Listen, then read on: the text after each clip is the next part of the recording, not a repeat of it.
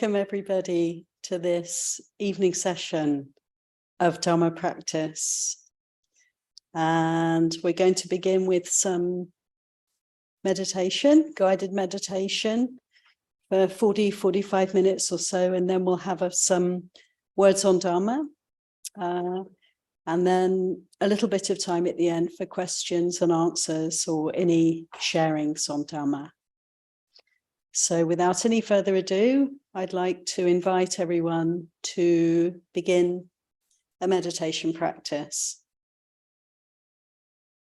So first of all, closing the eyes and coming into this sense of the sitting posture, feeling out, coming home to the body and seeing how is it right now? We can notice the temperature in the room and on different parts of the body. Just these simple observations. The posture. Observing the way that we hold this body. And I find it really interesting. Don't know about you, but when we start to meditate, often there's a sense of relaxation that starts to seep in. The body beginning to, what is it? To droop, to settle, to unwind. Just feeling the muscles that often are so tight and tense, beginning to soften. Breathing deep. Oh, it's so nice just to sit.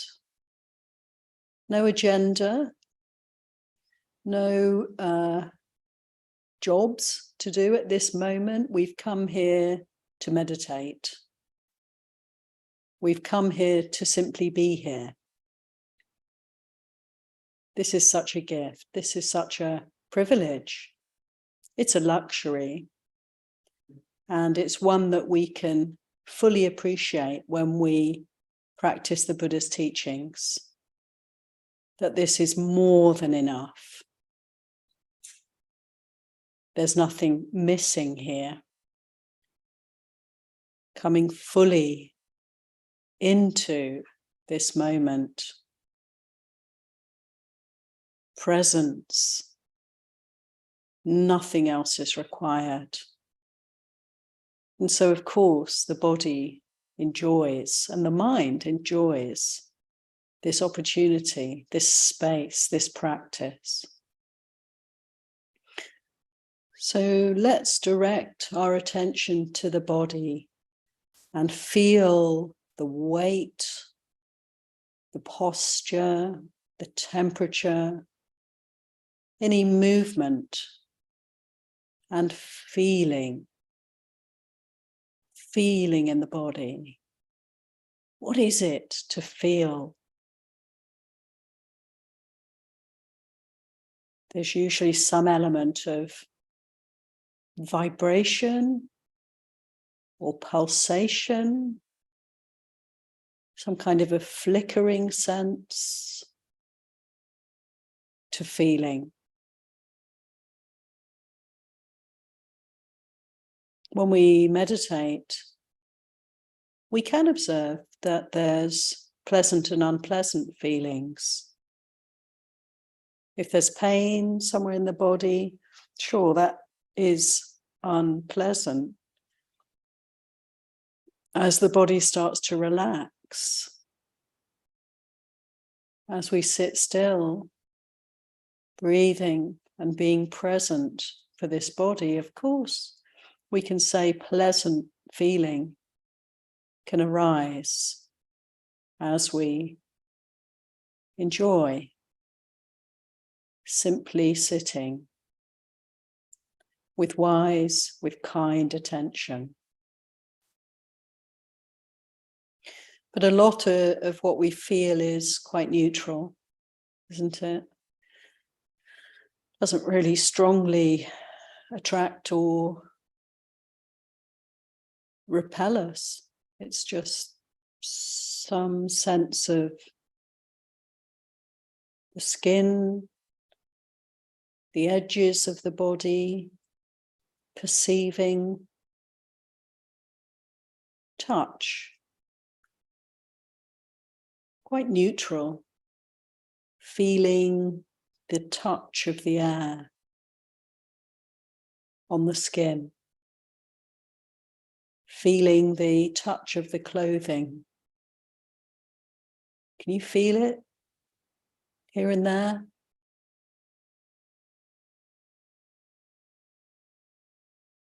Or feeling the warmth where the clothing is insulating the body as compared to the cooler, exposed areas.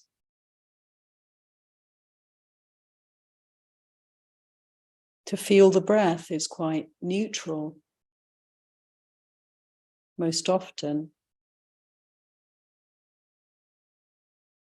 Feeling the breath coming in the nostrils,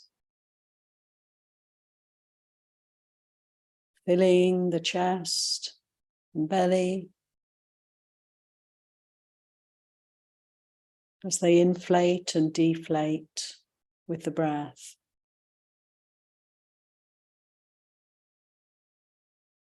The beauty of this meditation, most of our body awareness as we develop it, it's calming.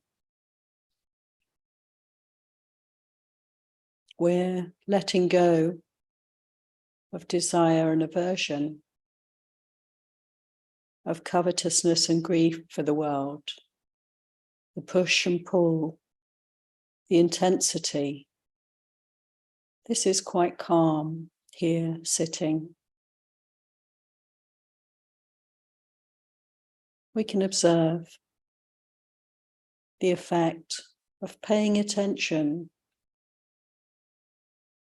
to neutral feelings, just the way it is. I don't need more of it. I don't need to get away from it. Here it is.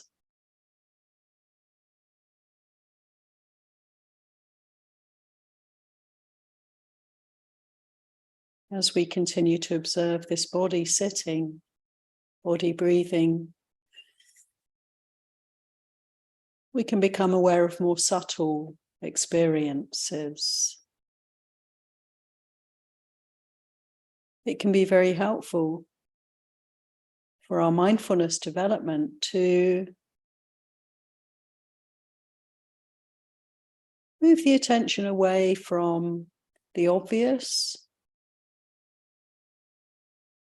and direct it towards the less obvious.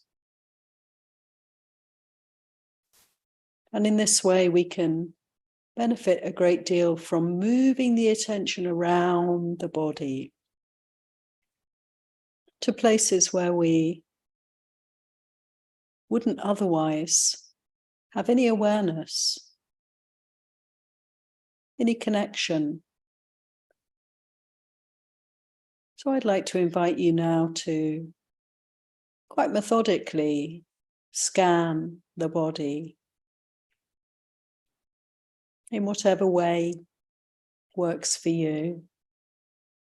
Oftentimes it can be helpful to start at the top of the head, and move the attention down all around the scalp area. And immediately it kind of springs to life, doesn't it? Oh, I have a scalp. As soon as we direct our attention to any part of the body, it seemingly comes to life because we can feel so much when we pay attention. So paying attention to the area where the hair grows long, scalp area, coming over to the forehead, the temples. And often we have a bit of a frown here. There's a bit of holding in these muscles of the brow and around the eyes. Just see how, when we pay attention, the tension here can relax. The frown can smooth out, feeling around the eyes, the eye sockets. The same, releasing of any tightness or tension here. It's like a straightening out, an opening out can happen quite naturally.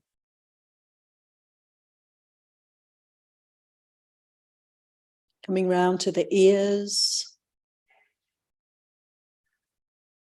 sides of the face, the cheeks,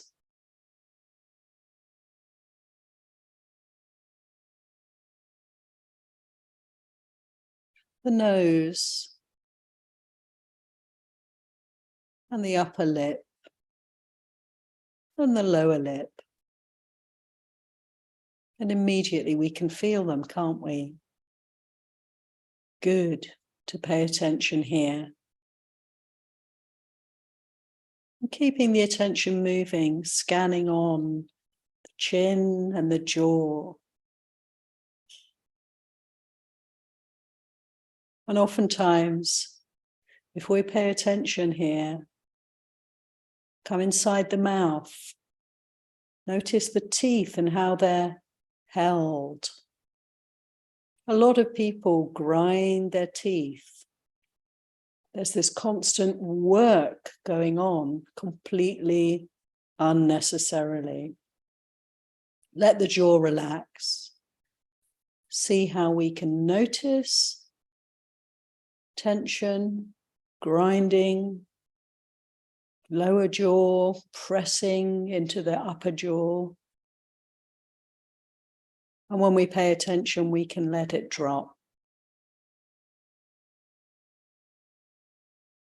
Let the mouth hang open if that's comfortable for you. But often it's more just a separating of the teeth and a sense of relaxation.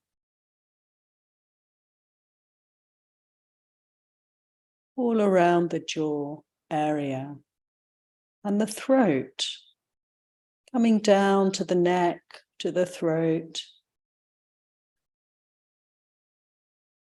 Sometimes very tight, very constricted. Just allowing the attention to really release and relax any areas in the throat, in the neck, that are tight or tense in any way. Moving round to the back of the neck, and we can notice the posture. How is the head held on the body? Often it can be like a kind of pushing forward, as if we're moving into the next moment, head first. Just see if there's any kind of adjustment that can be made to rest back, upright, allowing the head to sit on the body in a way that requires no effort and opens the throat, lets the thyroid breathe, allows space for swallowing and breathing. So we can notice the breathing here. Notice the natural breath and swallowing. Just to mindfully swallow and to feel that process with our full attention.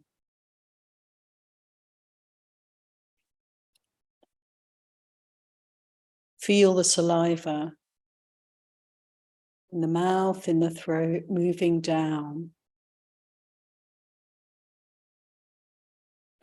And slowly but surely coming down to the shoulders, both sides symmetrically. Oh, just let the mindfulness, the attention, kind attention, like a warm massage with hot oil, just all around the shoulder area, feeling what we feel. Again, it's often quite neutral feeling, but we may notice tension here, knots even, hard places, tightnesses.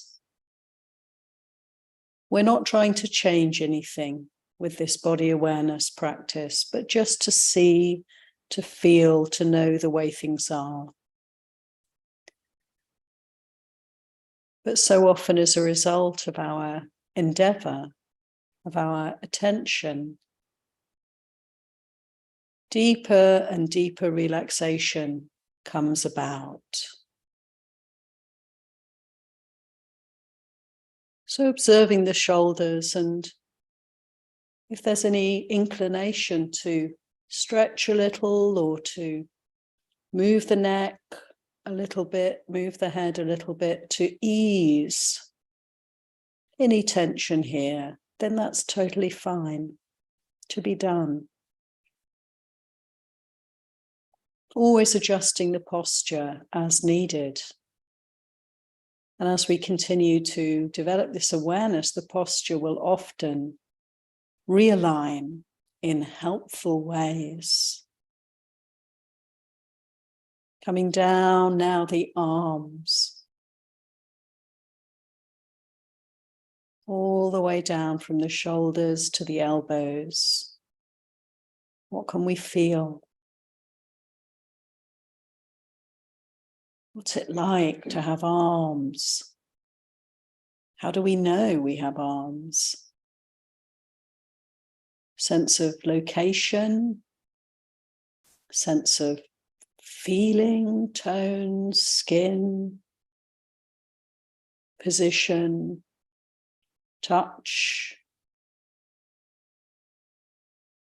We can feel the elbows touching the legs, perhaps. Coming down the forearms to the wrists, warm or hot or cold. Any discomfort or just quite numb sometimes, not very much apparent. But as we pay attention, we can see how actually, yes, there's a lot going on. There's a subtle something, sometimes like a vibration or a quivering or a sort of like pins and needles type feeling. We don't really need to describe it, but just feel it. Feel the body in the body. Coming down the hands, palms of the hands, back of the hands, the knuckles, the thumbs, right to the tip of the thumbs, and the four fingers in turn. Down to the fingertips, feeling what's happening here right now.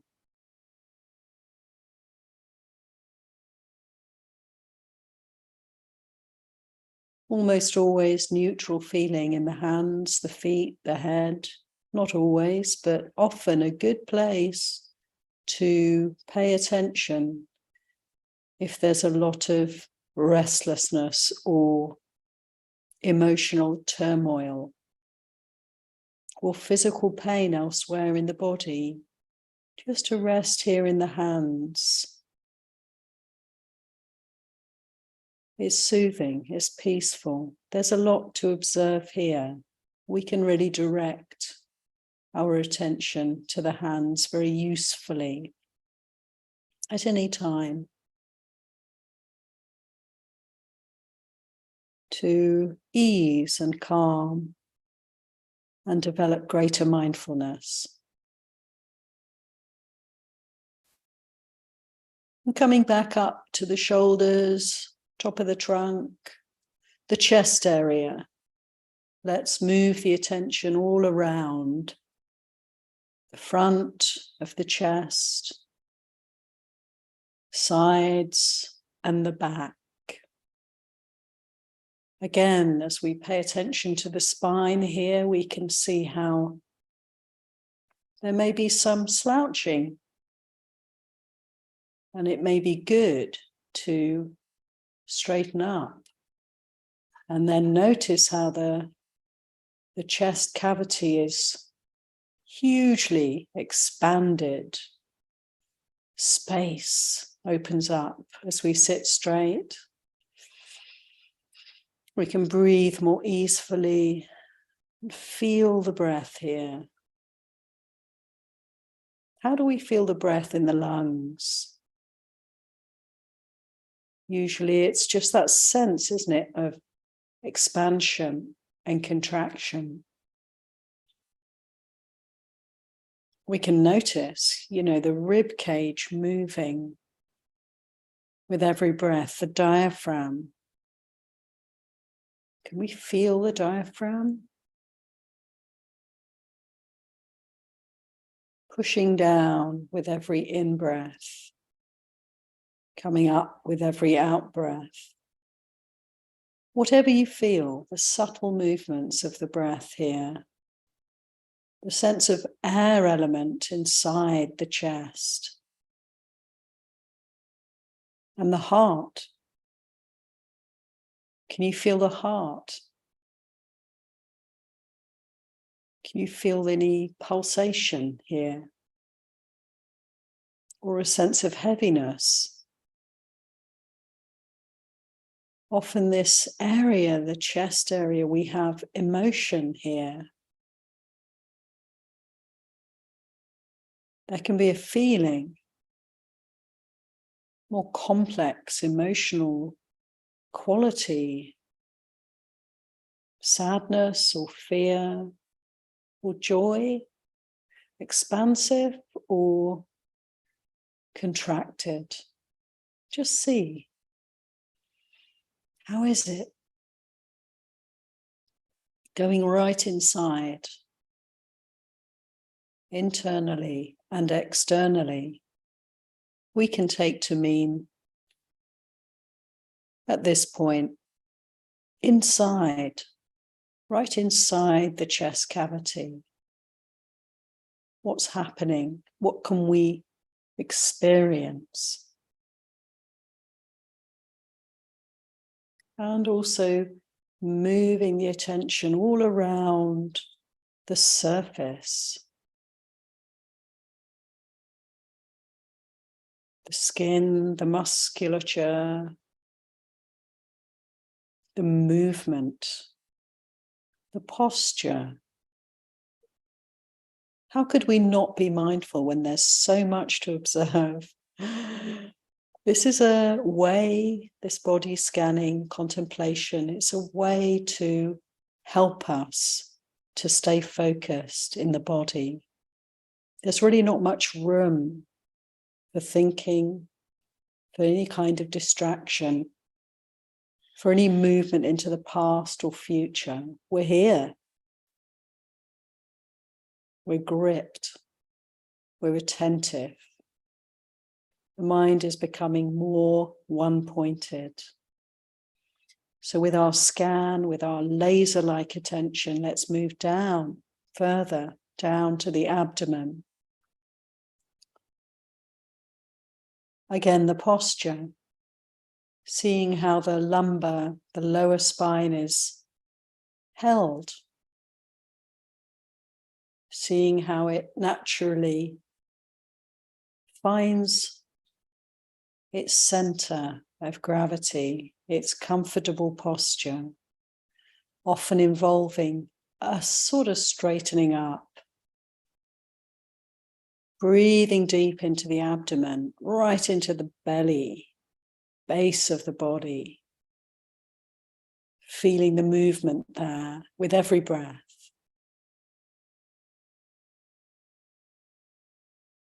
Can you feel the touch of the clothes here against the belly, the sides? Can you feel anything happening inside?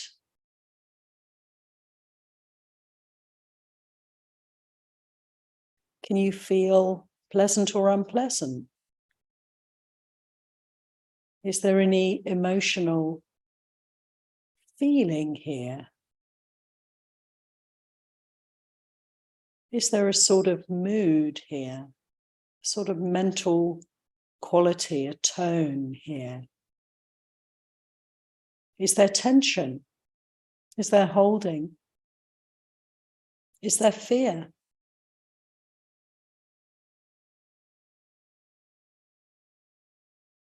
Breathing deep and just exploring, investigating what it's like here in the belly.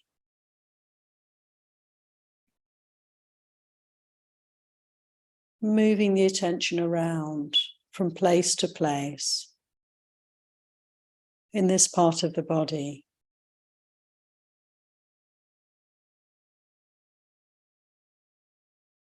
And we can move down now to the pelvis, the sitting bones, the buttocks, the genital area, right down at the bottom of the body.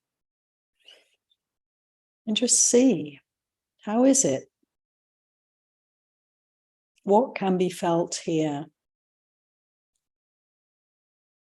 And moving the attention through every part,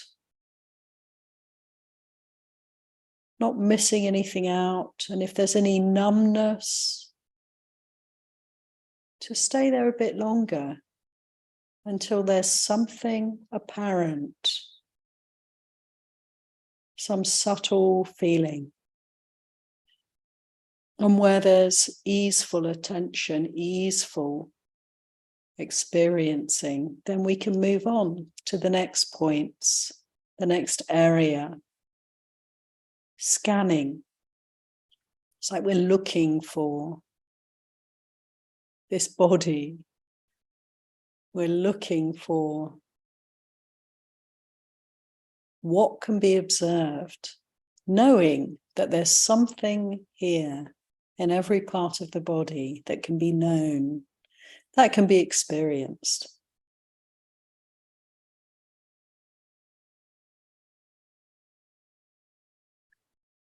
All around this area, the base of the body, the obvious sitting pressure, weight, to the more subtle skin, inside, anything there, anything that can be felt. And the spine, the base of the spine. Posture again. Everything's resting on this point. How is it? Is it comfortable? Is it in the right kind of alignment? And the body centers itself, given this spacious kind awareness. And coming down the legs, down the thighs, bit by bit, working our way, moving gently, gradually down to the knees, with the intention not to leave out any part. We have a kind of mental map, don't we, of the body, and it's useful. We can apply it and notice, yes,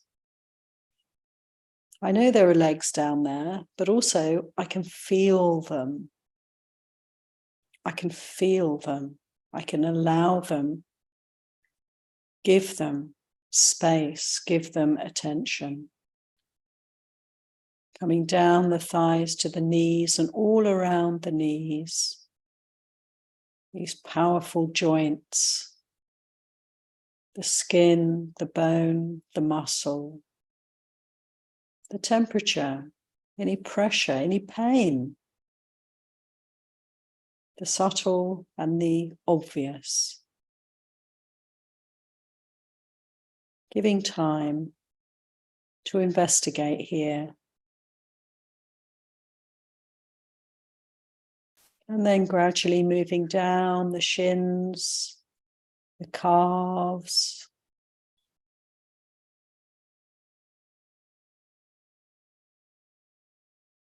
feeling the position, the touch of surfaces, the tingling of the skin, the surface, the way they're held.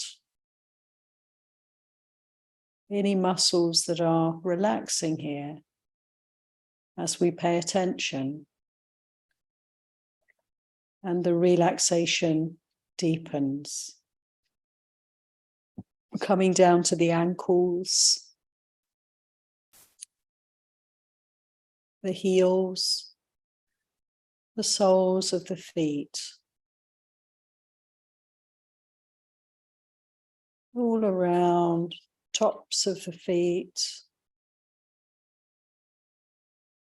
gradually working down to the toes.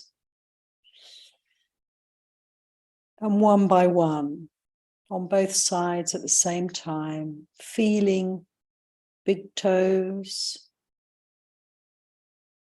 number 2, 3.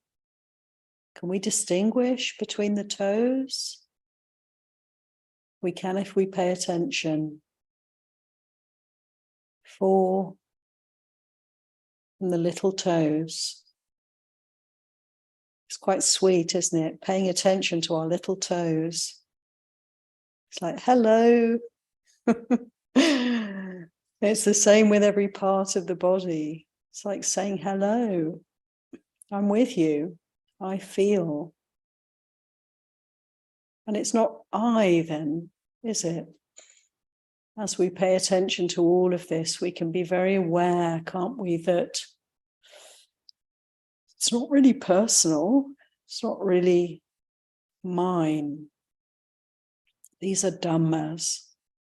This is an experience. These are phenomena. This is feeling. This is body.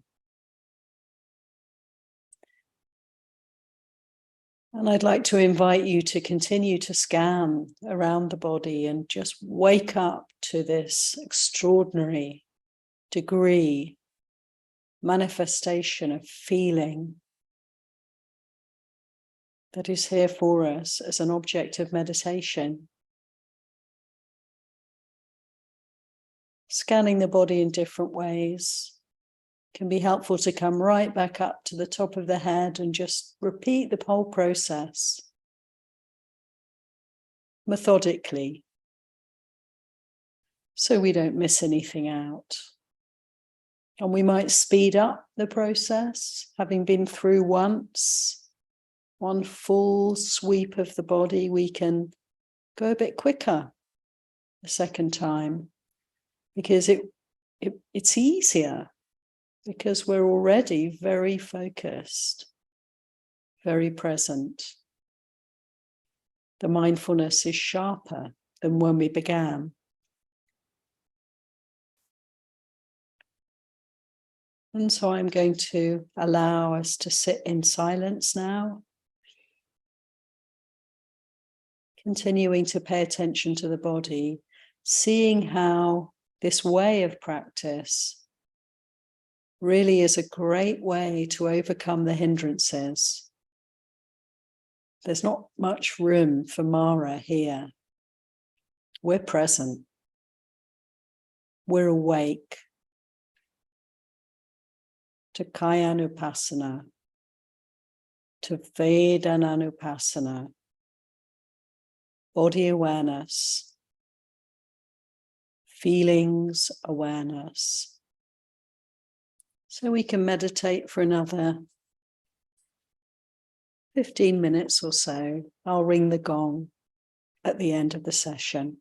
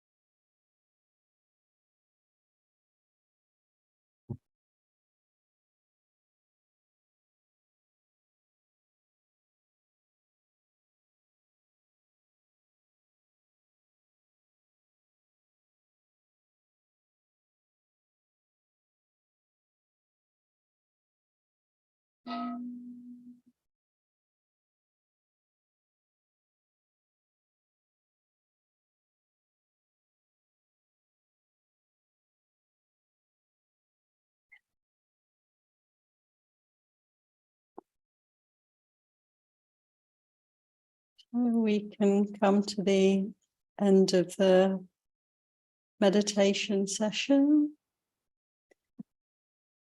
Just taking your time to open the eyes, maybe have a stretch and a change of posture.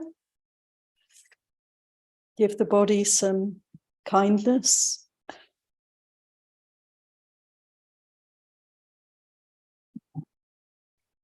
See what it needs.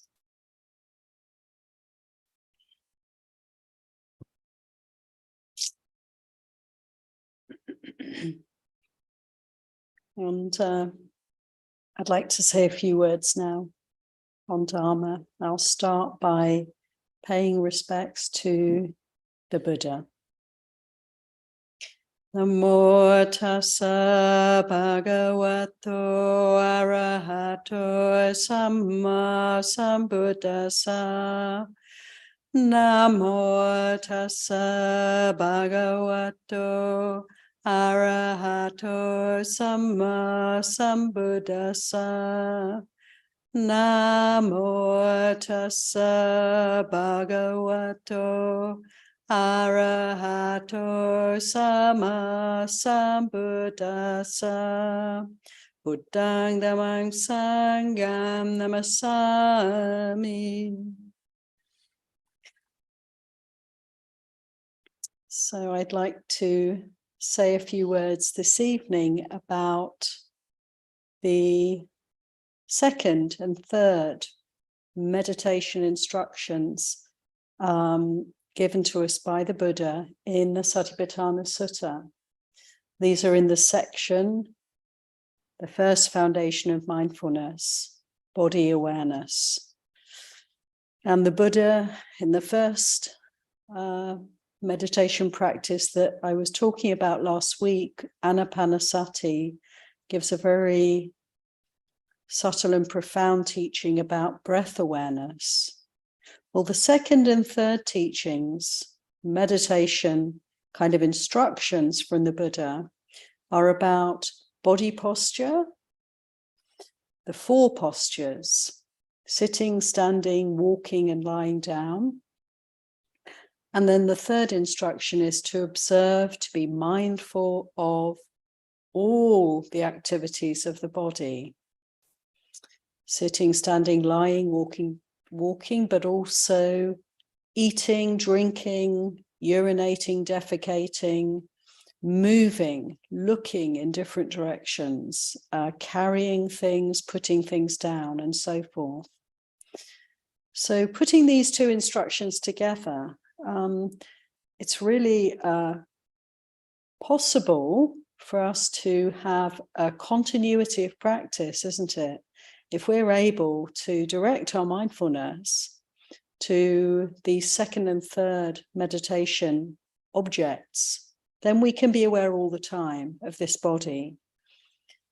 It's interesting that these methods, techniques come after Anapanasati, breath awareness, because actually it's a lot easier to be aware, isn't it, of how the body's held at this moment.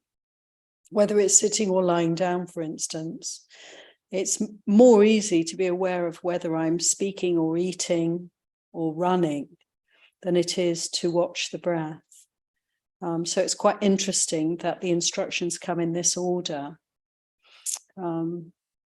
These ways of paying attention to the body really give us the chance to make everything practice, to make everything a way, a doorway, an opportunity to develop sati, to develop mindfulness. To develop mindfulness with clear comprehension is the instruction from the Buddha. So we want to be mindful and we want to understand what we're doing. Sati sampajanya. We want to have a sense of, in a way, kind of purpose to the practice, or right intention, you know. So I'm developing awareness in order to understand Dhamma. I'm paying attention to the body in order to appreciate this experience and what it can teach me, what I can learn from it, what wisdom can be developed. So with this kind of extra dimension, really, of understanding the Buddha's teachings, considering the Eightfold Path, Samasati, right mindfulness. It's also, in the Eightfold Path, we have Sama Samadhi, right focus. We have Sama Vayama, right effort. So, all of these factors come in, don't they? And then there's the right intention and right view, the wisdom aspects. All of this can be applied. And here we are, waking up to our experience. So focusing on this aspect of the four satipatthanas, the body awareness, there's so much that we can observe in relation to postures and activities of the body. First of all, we can see how we use or how we hold or how we make use of this body in our everyday life. How active are we? How do we choose to spend our time? What postures do we prefer? What postures do we neglect? Some of us are have the tendency to be couch potatoes, and we love to sit and lie down, but we're not so big on walking. We can notice that. We can notice what happens when we sit for long periods without moving the body, what effect that has on the mind, on the heart. We can notice when we do walking meditation, how is it different from sitting? There's a kind of gradation when the Buddha speaks about the four postures. He gives them in a certain order in the Satipatthana Sutta.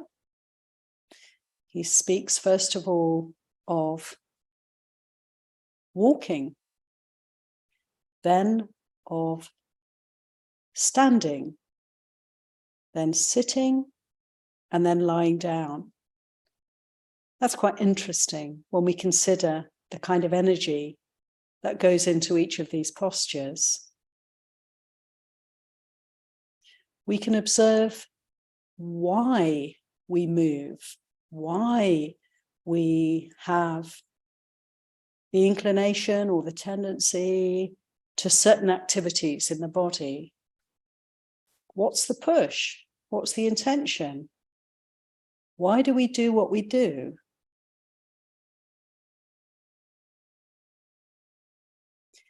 We can notice that there's often a kind of emotional components or mood to different postures, to different activities.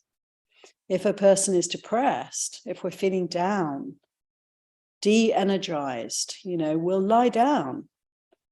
And oftentimes this will, it's like chicken and egg, isn't it? It's like, which comes first?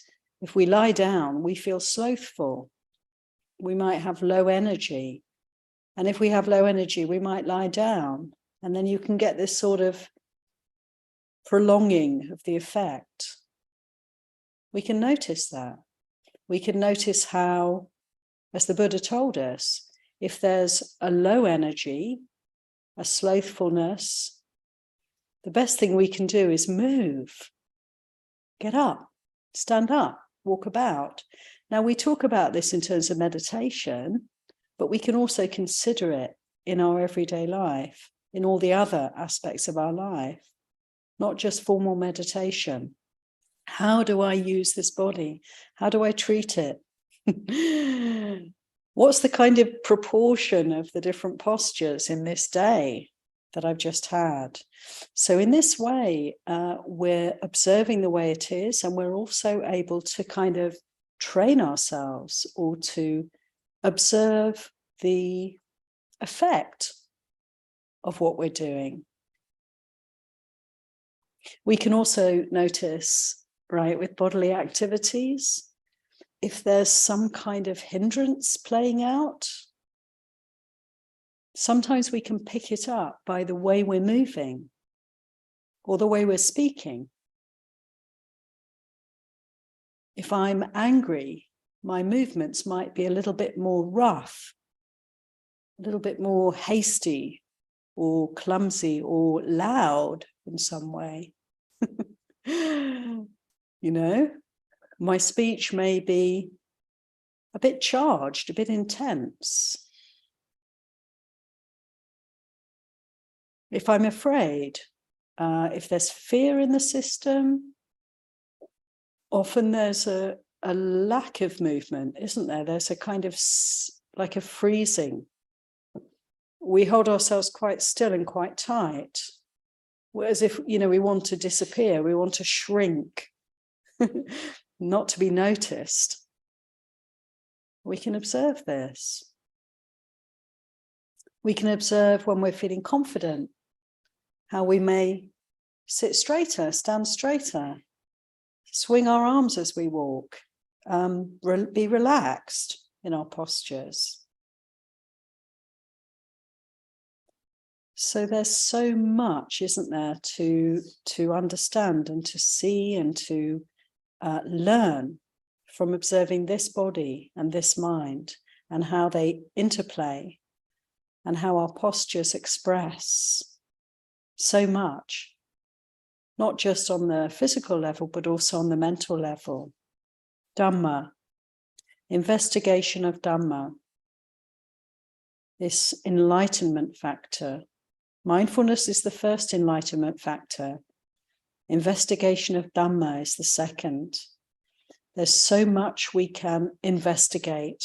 And as we investigate, as we explore the postures and the activities of the body, the more we focus on this, then the less we're distracted by hindrances, the less we're losing mindfulness, the more, in short, our mindfulness is strengthened. So let's keep investigating. Let's notice. And we can also kind of be creative around this, you know. If I have, for instance, the tendency to hunch over and just want to be invisible through fear or through, can be suppressed anger, it could be grief,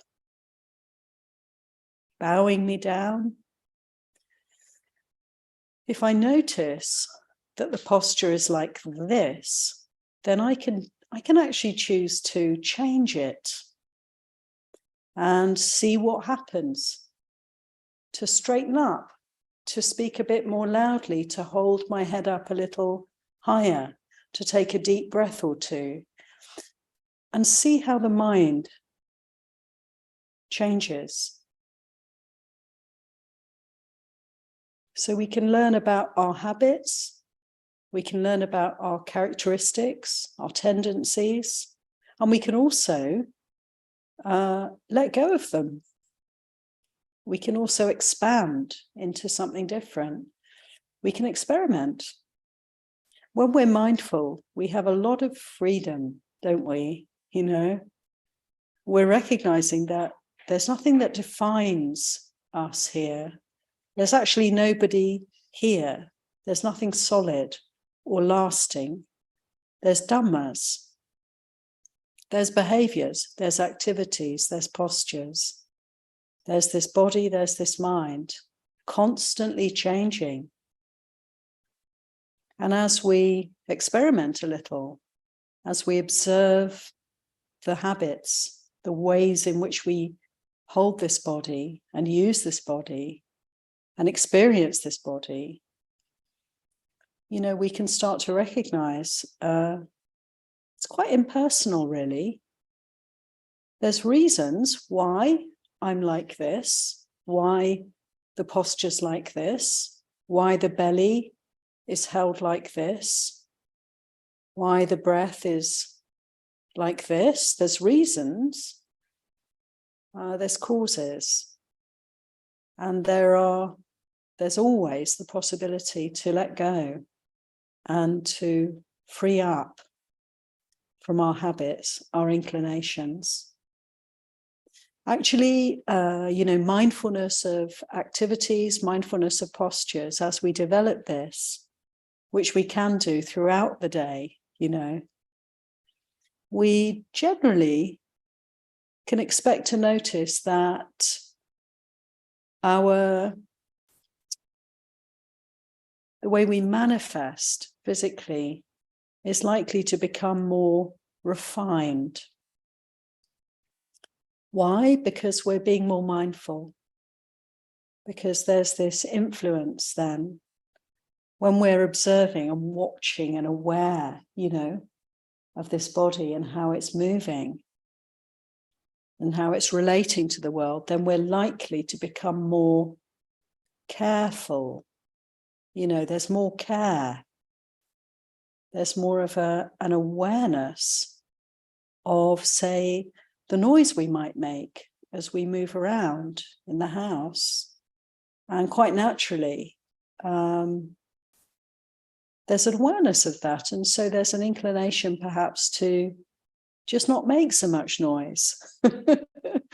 In monasteries, we get a lot of teachings around how to open and close doors, to do so without making noise, basically. Because when we live with other people, isn't it, we do impinge on one another when we're noisy.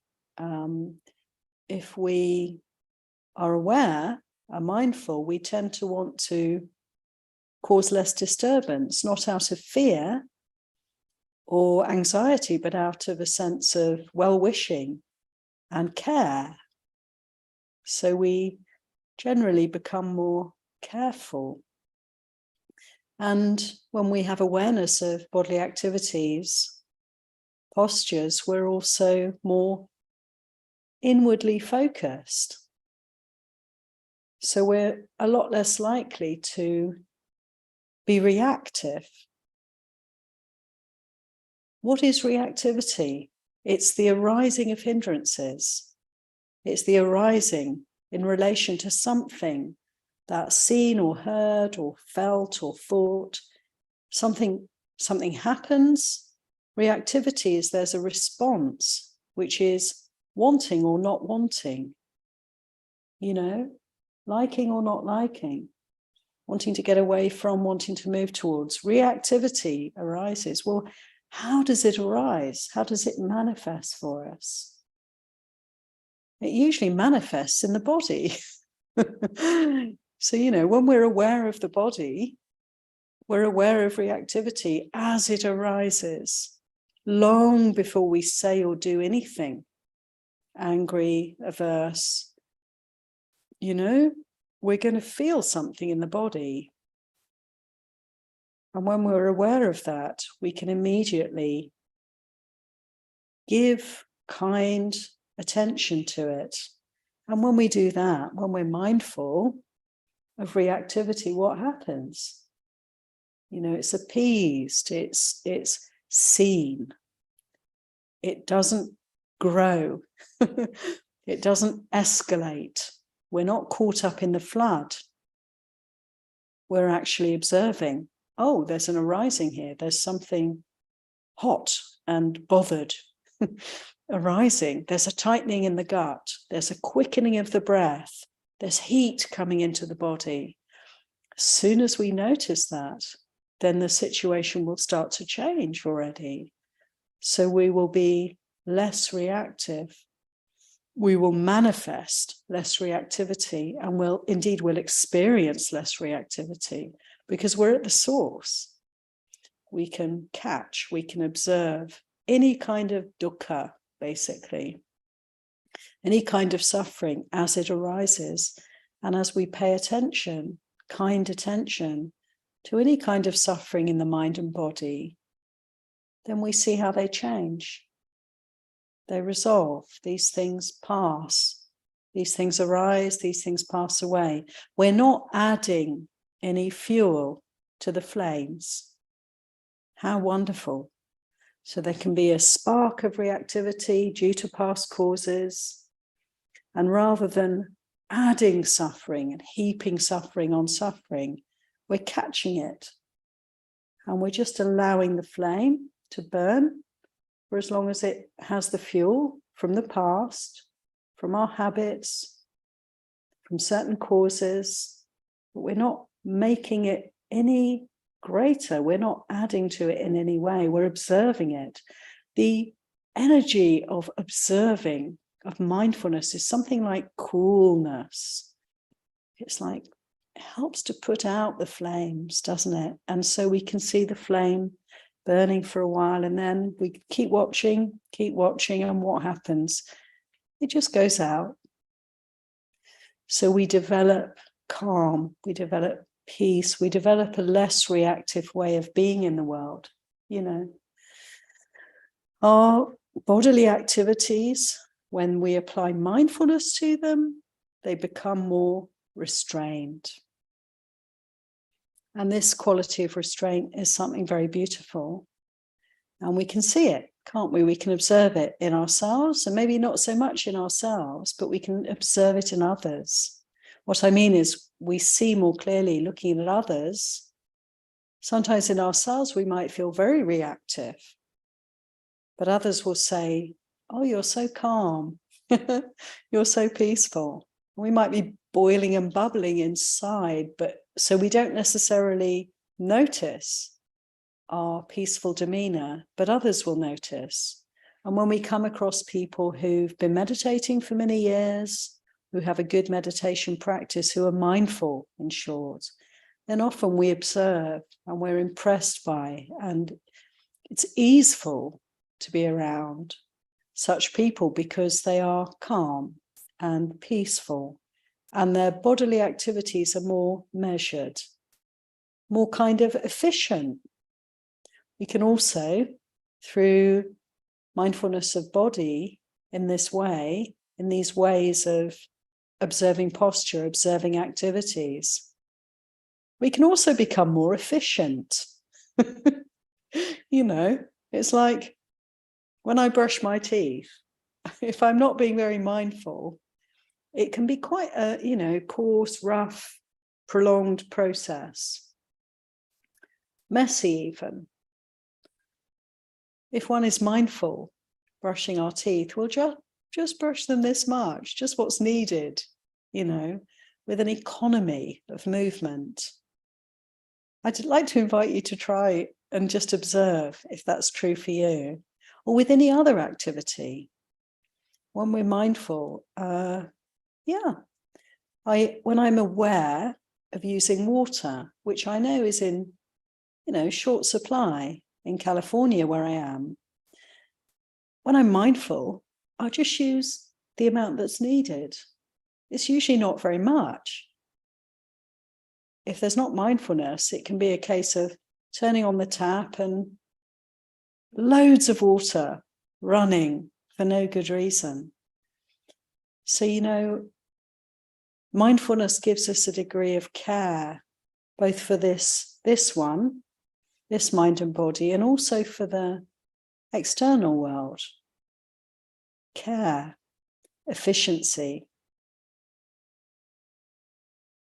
We actually develop, as the Buddha tells us in the Satipatthana Sutta, through paying attention to posture, to activity in the body, we develop all the enlightenment factors. How beautiful. We develop mindfulness. We're investigating the Dhamma moment by moment, more and more deeply. We're also developing energy, the energy of applying mindfulness right here, the energy of restraint, bringing our attention, you know, back again and again to the body, remembering to do that. Takes energy, takes effort. We're developing this enlightenment factor of energy. We can develop also a real sense of well-being being in the body. Isn't it the case? I don't know about you, but I think many, many people experience meditation as something very soothing and easeful for the body. Just to be able to relax, muscle by muscle, mindfully relaxing. The relaxing actually happens of its own accord, doesn't it? If we just allow ourselves to sit, to meditate, it is so deeply easeful for us. And we can experience great well-being in this body and in this mind. Piti can arise. A sense of happiness kind of steals upon us as we meditate day by day. The feeling of well-being grows. And it grows both in the mind and also in this body, the way we hold the body, the way we treat the body, in just these ways I've been describing.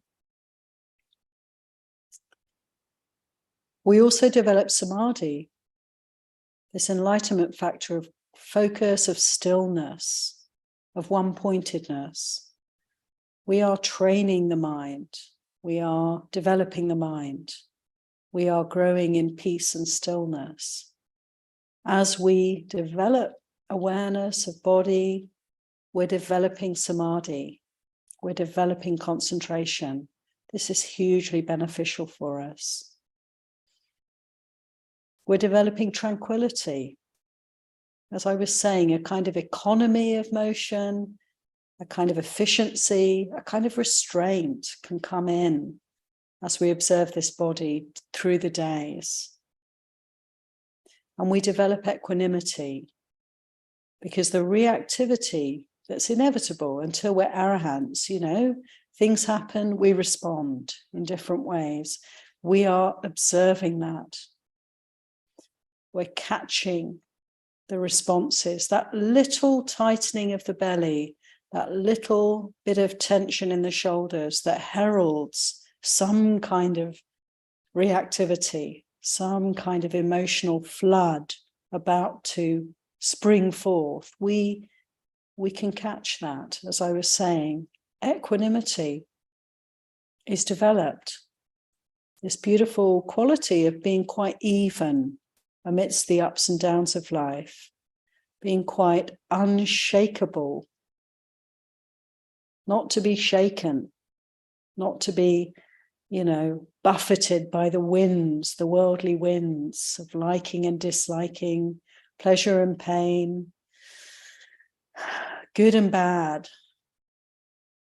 Rather than being buffeted by these winds, we can stand very firmly, like a tree rooted in the ground. This body awareness roots us. It grounds us, doesn't it? We can stand firm. So in all these ways, I'd like to encourage all of us to keep developing our body awareness and let it be a practice that comes in all the time, in all that we're doing, even when we're caught up in, a lot of busy mental activity, working in an office, on the computer, all sorts of complexity on the mental level for us in many different ways, perhaps, in our lives. Even then, can we take a moment from time to time, have a mindful moment, and just feel the body sitting in the chair, and notice the posture, and see how it might be that we're leaning forwards. It might be that our teeth are grinding. It might be that our belly's tight. We might be sitting in a really uncomfortable position and we just haven't noticed because we've been too occupied in some sort of headspace. Can we be kind and take a pause from time to time and just readjust, just to come back to the body and see what's needed? It's almost like we don't need to do anything, but the body will do what it needs to do. And we all know this because we all meditate. So just as when we're meditating, we allow comfortable posture. And we even, as we're sitting, we even improve on the posture and find ways to give the body more ease. So we can do this throughout the day.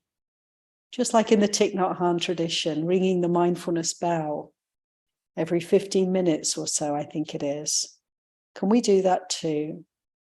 Remember, sati, recollect, be present, be mindful, pay attention to the body, and see how we can develop continuity in our practice in this way. Ewan. Sadhu, sadhu, sadhu,